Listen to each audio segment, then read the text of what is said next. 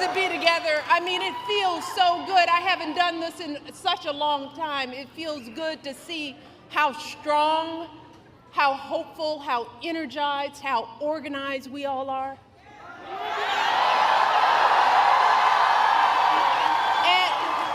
And we need that. We need all of you, because right now, as you know, this race is close. It's too close for my liking. And I came out here to Michigan because I am someone who takes her own advice to heart.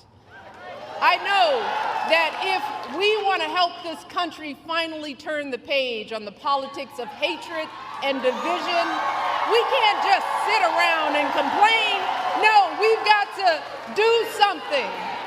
If we want to usher in the next generation of American leadership, we have got to do something.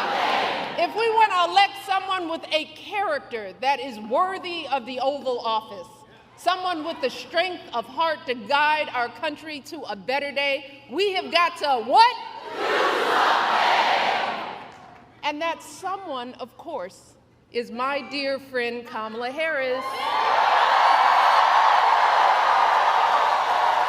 And Michigan, I am so hopeful about the energy and poise and joy that Kamala has injected into this race.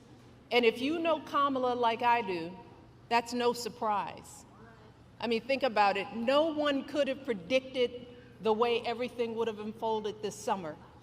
And yet, in a critical moment when our country needed her, Kamala couldn't have been more prepared to meet that moment. And she's met it every single day since. Yes.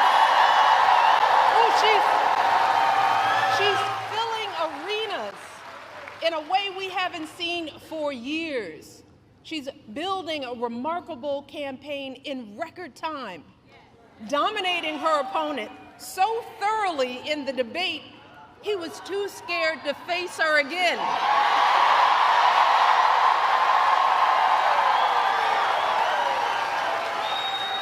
Kamala, she's putting herself out there fearlessly, facing down even her harshest critics.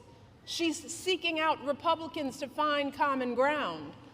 And unlike her opponent, she's not ducking interviews or cowering in safe spaces only with fawning audiences. No, she's showing us what a sane, stable leader looks like. She's not losing her train of thought or stumbling over her words. And she's doing it all with vigor and with grace.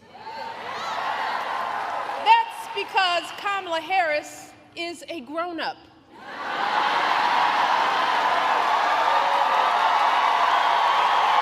And Lord knows we need a grown-up in the White House.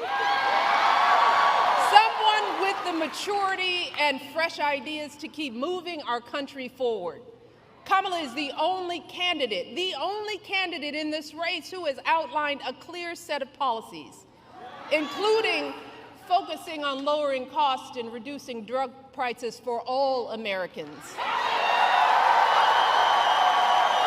giving tax credits to first-time home buyers, folks starting small businesses, and working families raising our kids. Let me tell you, it is a remarkable plan. And these remarkable last few months mirror the way Kamala has handled herself her entire life, fighting for working people and the vulnerable, first as a prosecutor, then as an attorney general, then as a U.S. senator, and now as our vice president of the United States. Taking on the big banks, the transnational gangs and predatory for-profit colleges, and always doing it, holding her head high with warmth and dignity and class. So Michigan, do not buy into the lie that we do not know who Kamala is or what she stands for. This is someone who understands you, all of you, someone from a middle-class family raised mostly by her mom, like so many of us, leaning on her neighbors like we all do. That's what you want in a president, someone who gets you and will have your back. Take it from me. And I know good people. Kamala Harris is an extraordinary human being. She is an extraordinary candidate, and she will be an extraordinary president of the United States of America. Mark my words, because I don't lie. So Michigan, with all that being said, I got to ask myself, well, why on earth is this race even close? I lay awake at night wondering what in the world is going on. And it's clear to me that the question isn't whether Kamala is ready for this moment, because by every measure, she has demonstrated that she's ready. The real question is, as a country, are we ready for this moment?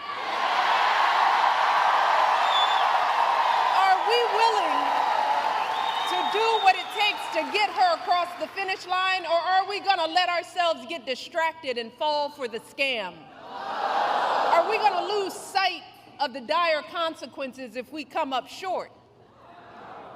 And right now, folks, I have to be honest, I'm not completely sure of the answers to those questions. Y'all give me great comfort in this arena. But this is a big country, and that's why all of my hope about Kamala is also accompanied by some genuine fear. Fear for our country, fear for our children, fear for what is coming our way if we forget the stakes in this election. And y'all, that's why I'm here today. And y'all know I hate politics. But I hate to see folks taken advantage of even more. So I wanted to do everything in my power to remind the country that I love, that there's too much we stand to lose if we get this one wrong.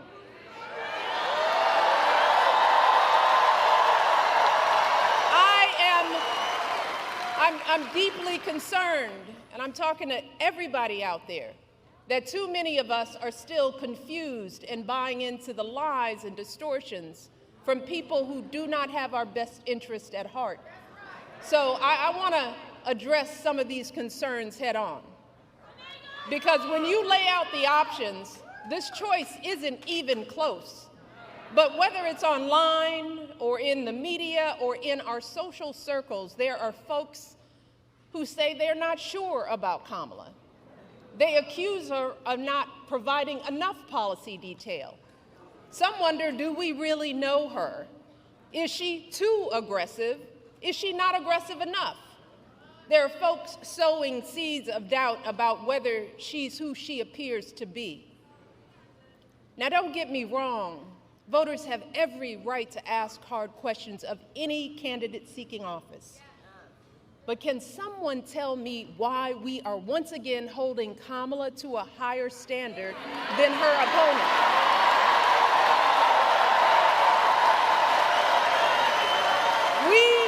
We expect her to be intelligent and articulate, to have a clear set of policies, to never show too much anger, to prove time and time again that she belongs.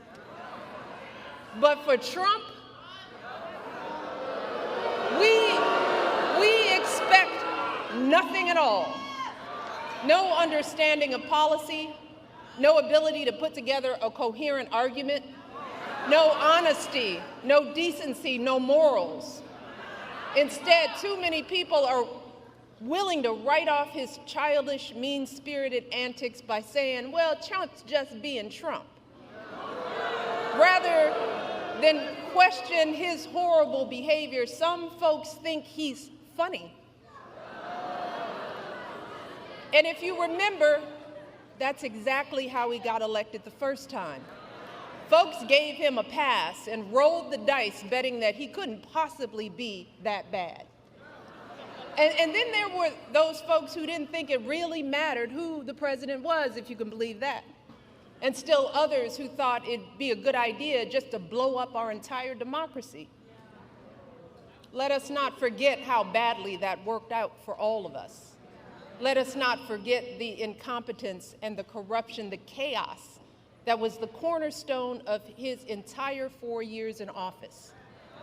Let's start with the pandemic. Remember how woefully unprepared he was? How he was sowing seeds of fear and confusion, endangering lives with his lies and ignorance, denigrating the doctors and scientists trying to help us. You want to talk about plans? Well, my husband left him a very detailed pandemic plan.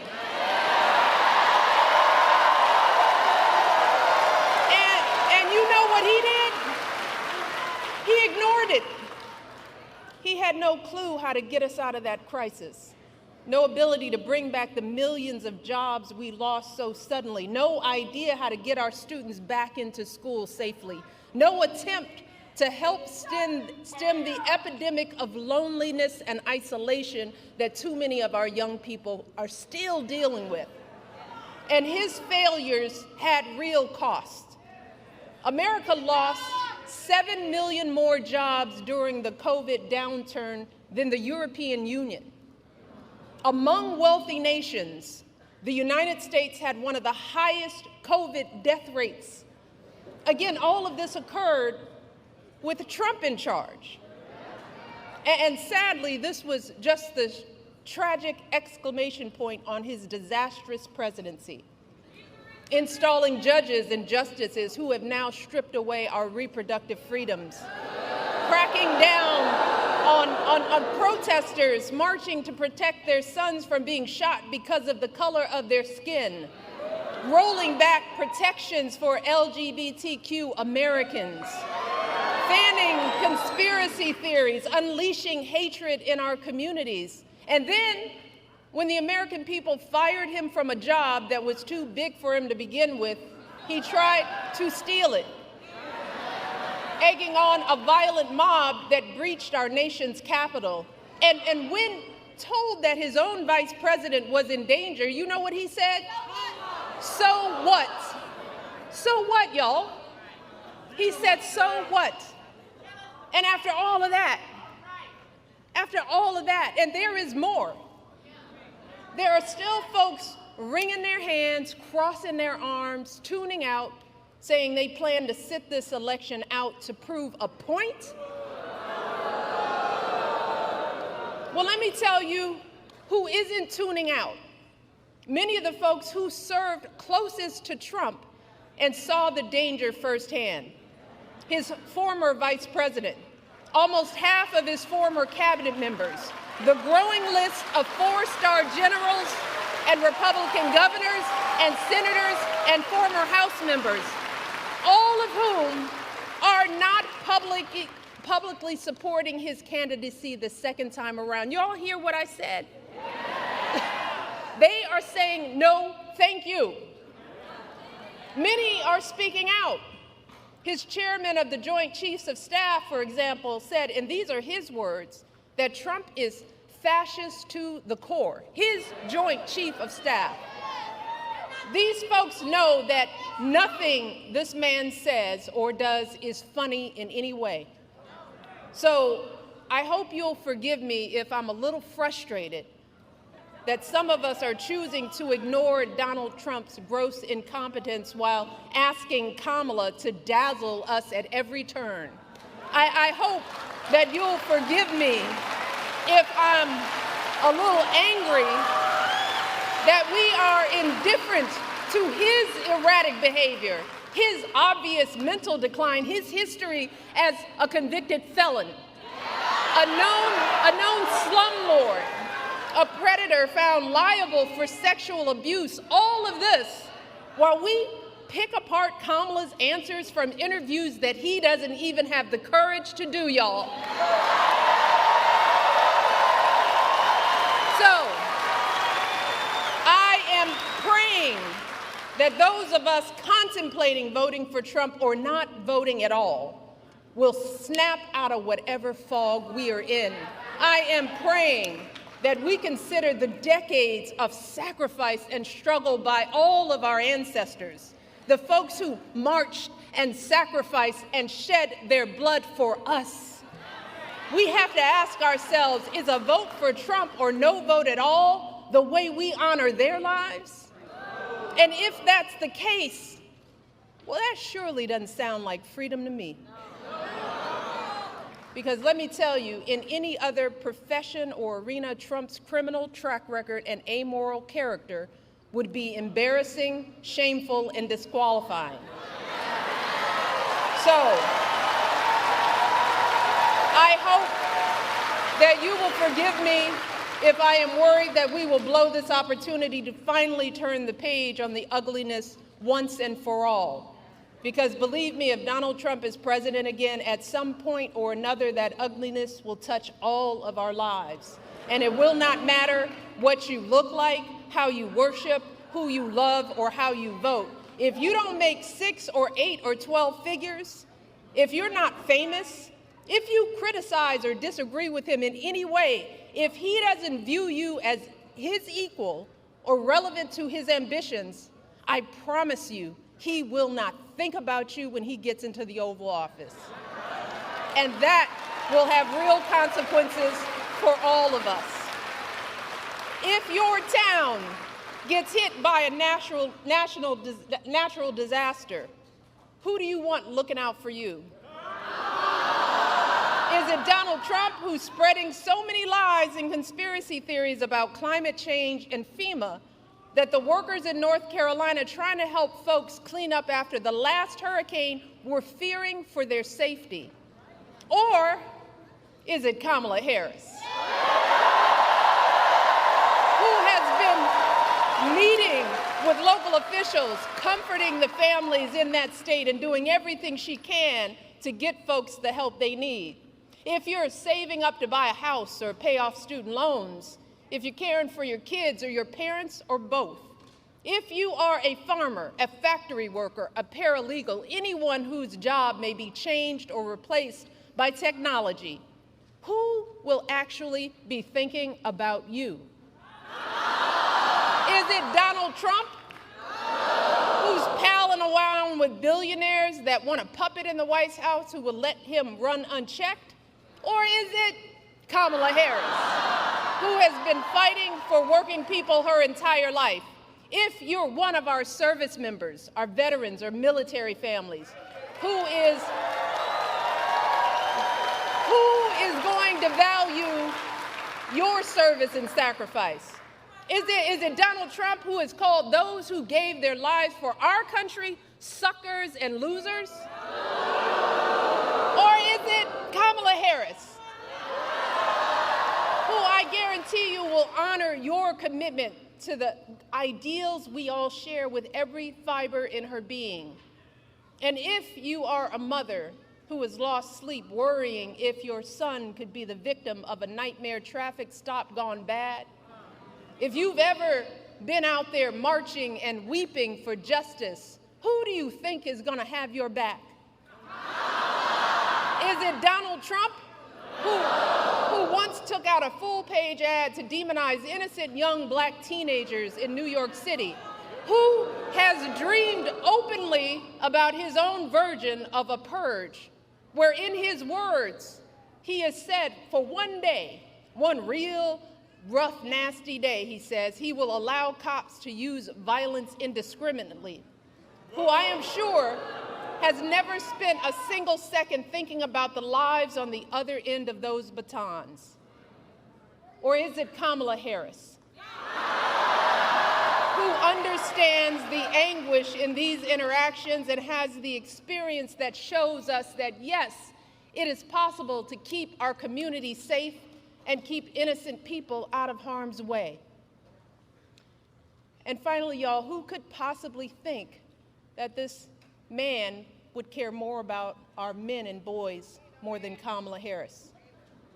And while we're at it, I want to think about who do you think possibly would care more about our reproductive health?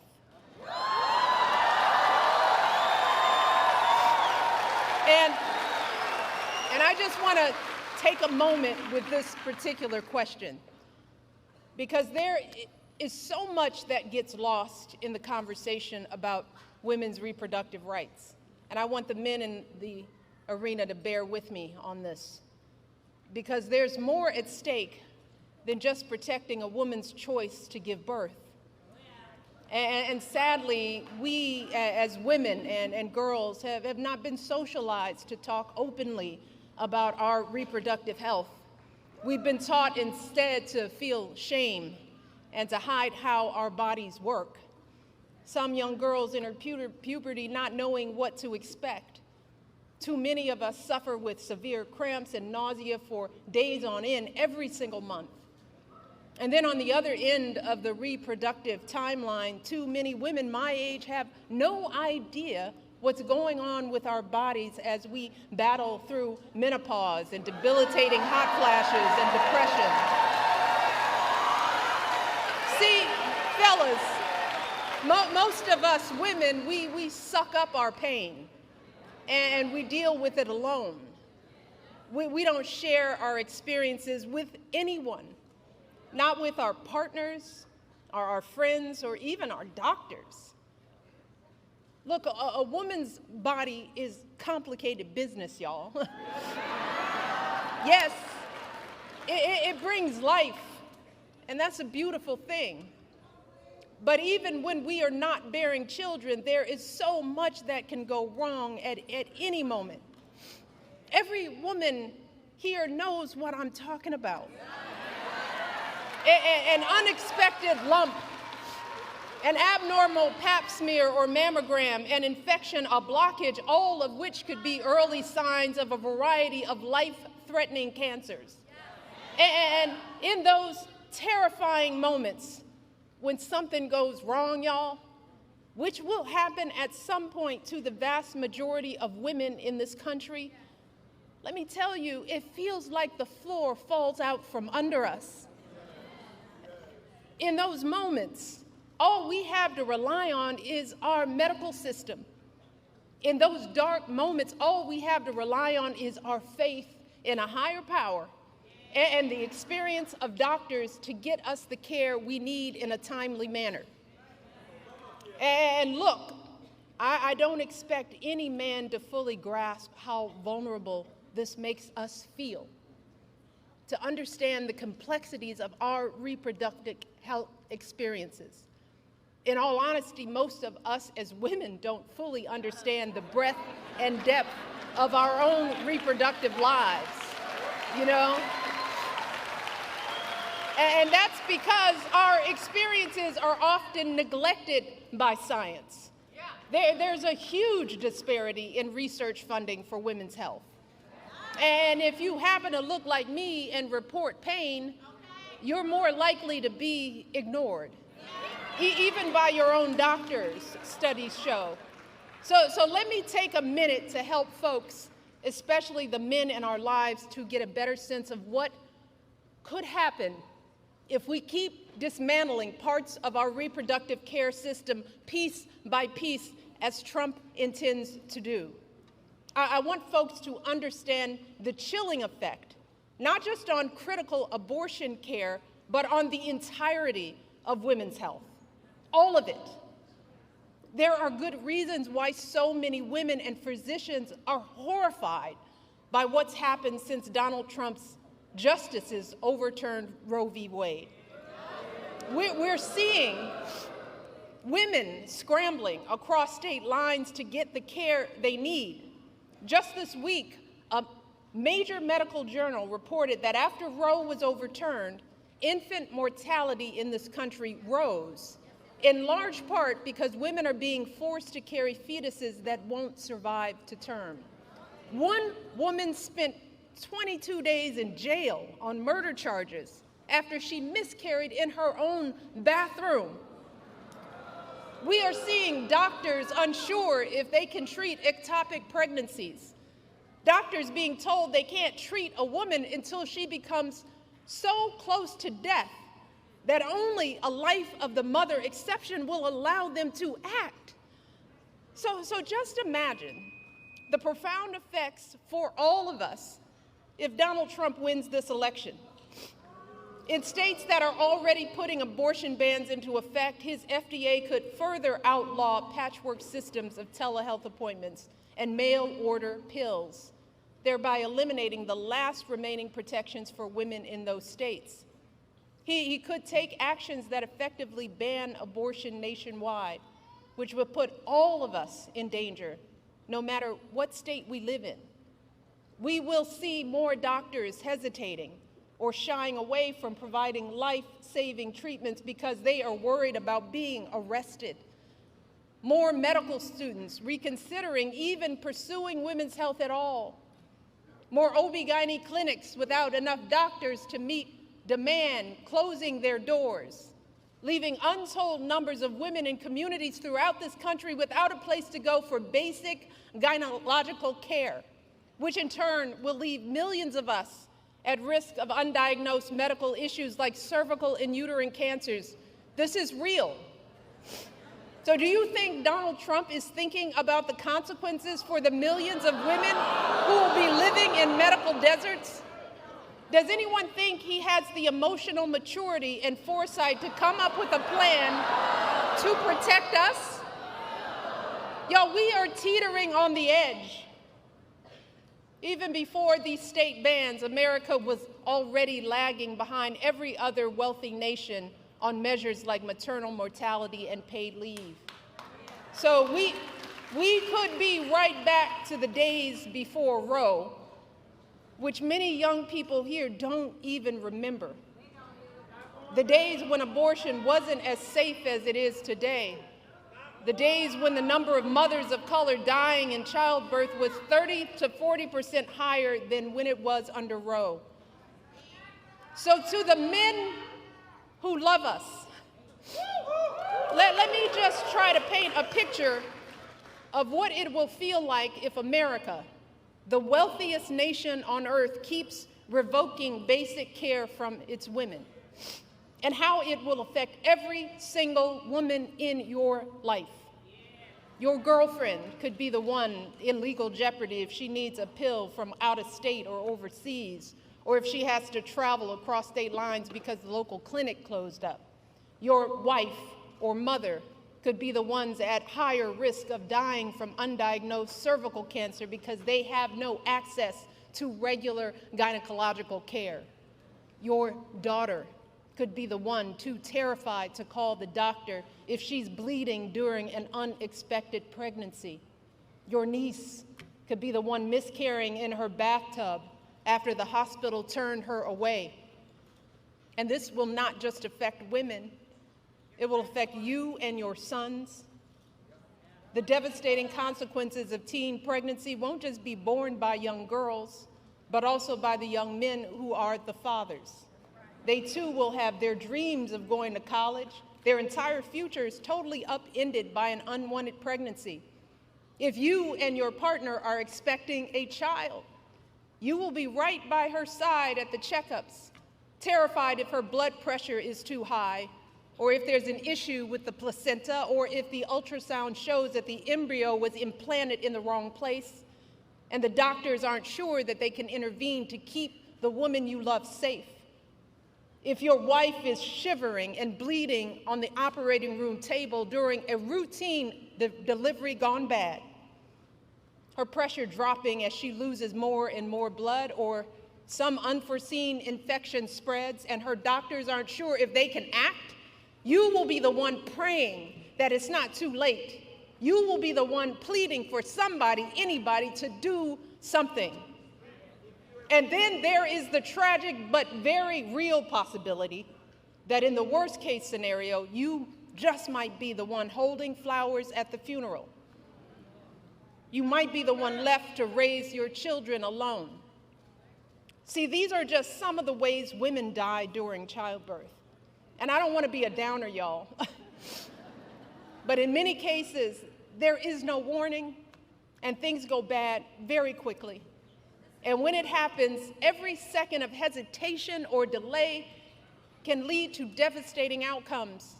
So I am asking y'all from the core of my being to take our lives seriously. Please,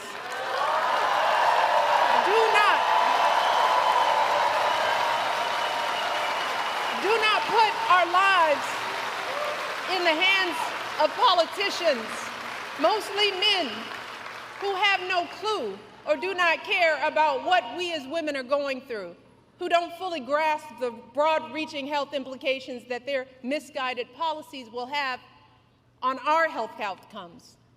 The only people who have standing to make these decisions are women with the advice of their doctors. We are the ones with the knowledge and experience to know what we need.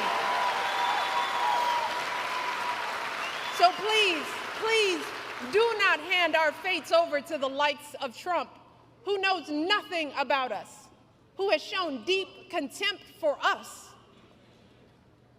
Because a vote for him is a vote against us, against our health, against our worth. And let me tell you all, to think that the men that we love could be either unaware or indifferent to our plight is simply heartbreaking. It is a sad statement about our value as women in this world. It is both a setback in our quest for equity and a huge blow to our country's standing as a world leader on issues of women's health and gender equality. So fellas, before you cast your votes, ask yourselves, what side of history do you want to be on?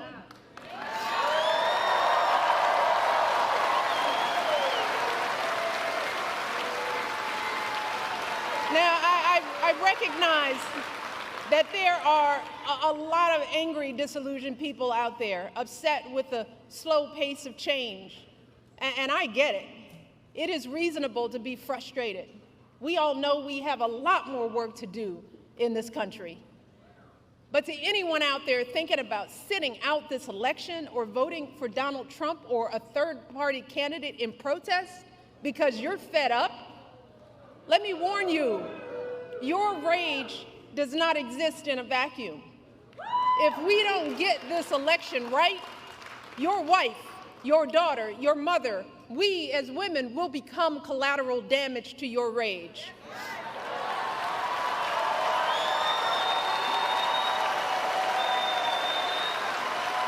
So, are you as men prepared to look into the eyes of the women and children you love and tell them that you supported this assault on our safety? And to the women listening, we have every right to demand that the men in our lives do better by us. We have to use our voices to make these choices clear to the men that we love. Our lives are worth more than their anger and disappointment. And we are more than just baby-making vessels.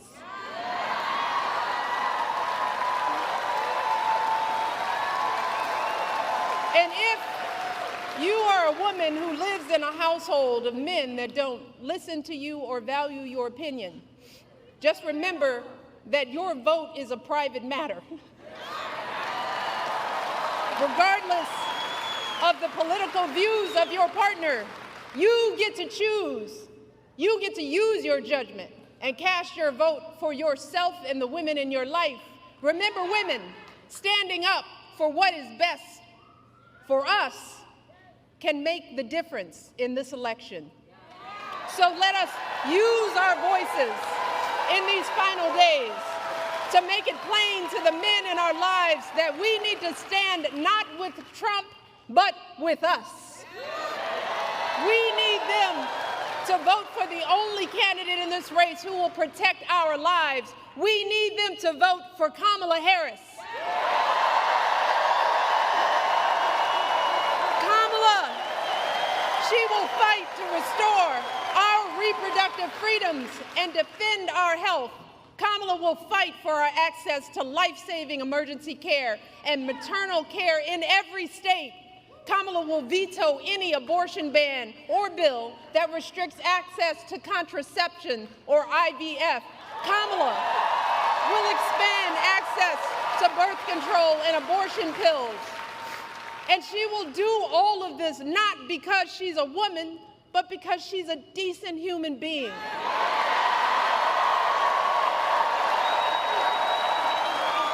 She will do this because she cares about the lives of people other than herself. And that's really what this election is about, Michigan. This isn't just about what we have an obligation to say no to. It's about what we have the opportunity to say yes to. And we can elect someone who has the experience, the character, and the strength to look at all these challenges and still see a brighter day on the other side. Kamala Harris will see us, all of us. Kamala Harris will listen to us, all of us. She will protect our freedom. She'll stand up for all of our lives. She will have our backs for the folks trying to get ahead and those just trying to get by. And in doing so, she will usher in a new generation of American leadership and send the ugliness of Donald Trump and his politics back where it belongs, the past.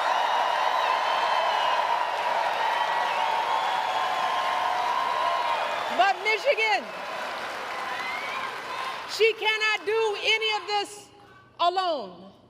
So I'm asking you one last time, let us not just sit around and complain. Let's do something. If your brother or your son or boyfriend needs to hear your perspective, are you willing to talk to them? Are you willing to send a video of what I've just said? Are you willing to do something? If you have an aunt who's thinking about sitting this one out or voting for a third party, are you willing to have an uncomfortable conversation? Are you willing to do something? If you have an extra hour or extra weekend, are you willing to knock on doors and talk to your neighbors? Are you willing to do something? Look, Michigan, we've just got 10 more days to make it happen. 10 more days to wave goodbye to the incompetence and hatred and division. 10 more days to welcome in a leader with the character and the heart and the strength worthy of the office she seeks and worthy of the country that we all love. Michigan, let's give Kamala everything we've got. Can we get this done? Can we get this done, Michigan? We need you, every last one of you. Get this done. Get this done. And now, it is my pleasure to welcome to this stage the next President of the United States, Kamala